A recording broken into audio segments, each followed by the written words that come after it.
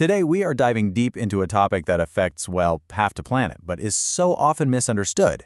We're talking about the hidden ecosystem of female hormones. We're going to look at some amazing new treatments, uncover surprising connections, and explore the massive impact these tiny molecules have on our health for our entire lives. Okay, just to set the stage for how big of a deal this is, get a load of this number. By 2050, it's projected that there will be 1.65 billion postmenopausal women on the planet. Yeah, this isn't some niche topic. It's a fundamental part of global health that really needs our attention. And that's because hormones are about so much more than reproduction.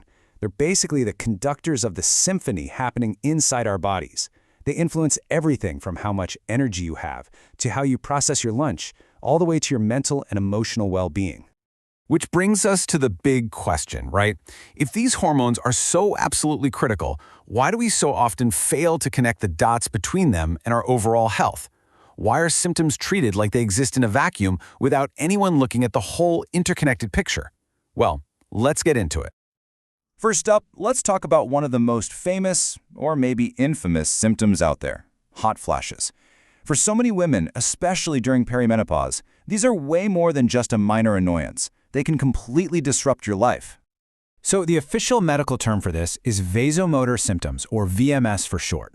And you know the feeling. It's that sudden, overwhelming wave of heat, sometimes with sweating and a racing heart. And while some women might only deal with them for a year or so, for others it can go on for a decade, or even longer. Now, for a long time, the go-to treatment has been hormone replacement therapy, HRT. And look, for many healthy women who are under 60 and start it within 10 years of menopause, it's generally safe and can even be beneficial. But, and this is a huge but, it is not for everybody. If you have certain health conditions or if you start it later in life, the risks can actually outweigh the benefits. And that has left a massive gap in treatment options. So what do you do if you can't or just don't want to use hormones? Well, this is where the science gets really exciting. There's a totally new approach that doesn't involve adding hormones back into the body at all. Instead, it goes right to the source of the problem. You could call it the brain's internal thermostat. These new drugs are called NK3R antagonists. Okay, it's a bit of a mouthful, I know, but the idea behind it is just brilliant. See, when your estrogen levels drop during menopause, some neurons in the brain kind of go haywire. They start sending out these faulty signals that trick your body into thinking it's overheating. What these new drugs do is they basically step in and block those signals, calming the whole system down without using a single hormone. And the results? They are nothing short of remarkable. In clinical trials for one of these new drugs, women saw a 93% reduction in the severity of their hot flashes. 93%. I mean, that number represents a truly life-changing, non-hormonal option for millions of women. Okay, so let's move on and build out this picture of interconnectedness, because it doesn't stop there. Now we're going to look at the link between your thyroid gland and your menstrual cycle, a connection that's incredibly important, but, you guessed it, is so often overlooked. So think about this. If you're dealing with a period that's always irregular, maybe it's super heavy or way too light or just totally unpredictable, the first thought is usually, okay, this is a gynecological problem. But what if the real cause is somewhere else in the body entirely? Well, it turns out that that connection is shockingly common.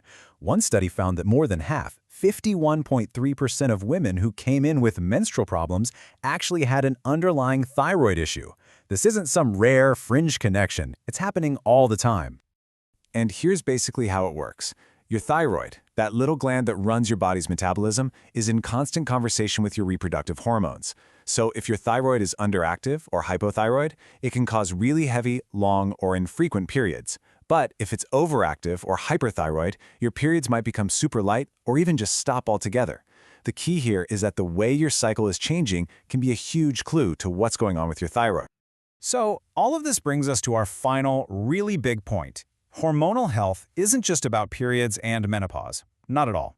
It's a critical piece of our overall health for our entire lives. And a condition like polycystic ovary syndrome, or PCOS, is the perfect example of this. PCOS often gets talked about as just a fertility problem, but it's a multi-system endocrine disorder.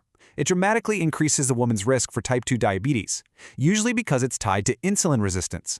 It also raises the risk of endometrial cancer, And on top of all that, the link to mental health is incredibly strong, with really high rates of depression and anxiety. It's just such a clear illustration of how one hormonal imbalance can create ripple effects across your whole body. And you know, this journey unfolds across our entire lives. It starts with that hormonal awakening at puberty, then moves to the decades of cycles in our reproductive years, then into the often bumpy and unstable transition of perimenopause, and finally into the whole new hormonal reality of postmenopause. Our bodies are just in this constant, dynamic state of change. Let's just zoom in on that perimenopause transition for a second. The wild fluctuations and eventual decline of estrogen during this time aren't just about physical stuff like hot flashes. Nope, they are directly tied to a significantly higher risk of developing depression, particularly if you have a history of it. Our brain health and our hormonal health are just completely intertwined. So we've covered a lot of ground here, right?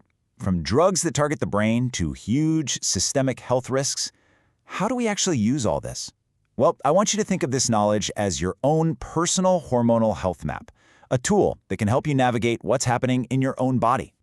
So if you only take away 3 things from all this, let it be these. Number 1, powerful new non-hormonal options for hot flashes are a real thing, and they offer hope for so many. Number 2, if your periods are persistently off, you've got to get your thyroid checked. And number 3, always remember that hormonal health is whole body health, and it matters for your entire life. You know, I absolutely love this quote from one of our sources because it creates the perfect picture in your head.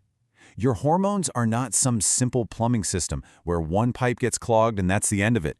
They are this vast, interconnected river delta. If you disturb one little stream way over here, it affects the entire ecosystem.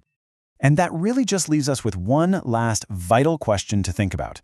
With this knowledge, are you asking the right questions when you talk to your doctor? Are you connecting the dots for yourself? Because understanding this hidden ecosystem, that is the first and most powerful step you can take to advocate for your own health for the rest of your life.